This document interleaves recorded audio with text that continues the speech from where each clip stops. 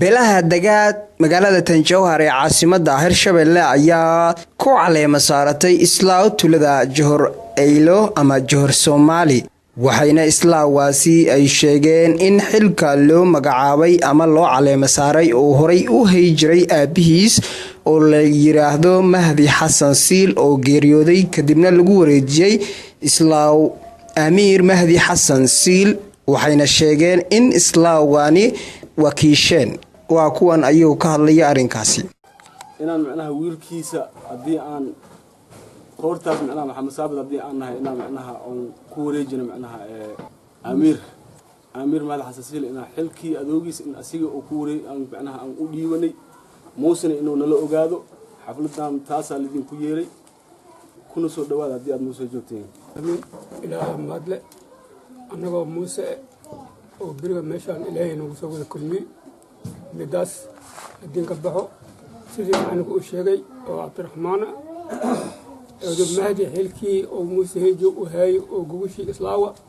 waxaan u dhiibnay oo muusana isna la ogaanayo markaati laga noqonayo Amiir Mahdi Xasan Siil oo hay hadii Amiir ku wareejisay muusana waaniga qiblooday sidii awal adoogis oo xilku u haayo muusana isla socdeen aan u xambaarnay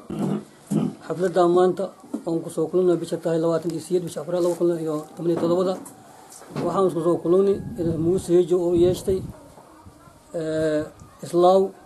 muuse wuxuu fadhiyay Johor Eylo iyo Mayuun Gaale iyo afarta xabad oo jiray intaas ayaan maanta u duubanay islaawi muuse heejo oo nin yiraahdo Amiir Mahdi Xasan inkaan ayaan ku dooranay maanta xiglaad asaga booska aan ku wareejinay asagan muuse heejo islaaw anigoo ah Cabdulla Yarow Daahir xafladda maanta meeshaan ka socoto waxa lagu caleema saari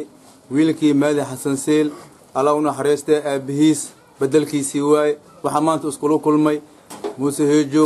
lixdiisi oodi ayaa meeshaan isku kulantay culimaa u diinkii oo muuse heejo meeshaan isku kulmay dhalinyaradii aqyaartii maanta waxaan meeshaan ku haynaa xaflad oo lagu saaro lagu caleema saaro Amiir Mahdi Xasan Siil ugu dambeyn waxaa ka hadlay islaawga oo sheegay in xilkiisa uu si daacadnimo u gudan doono